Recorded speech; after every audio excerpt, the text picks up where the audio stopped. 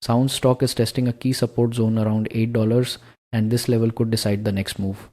Over the last few sessions, Sound pushed toward 935 resistance but faced rejection and pulled back into consolidation. Price is now trading between 793 support and 898 resistance while buyers try to hold momentum. If Sound can reclaim 898 and give a daily closing above that level, then the next upside target could be 935. But if $8 breaks, then price could retest 730 support.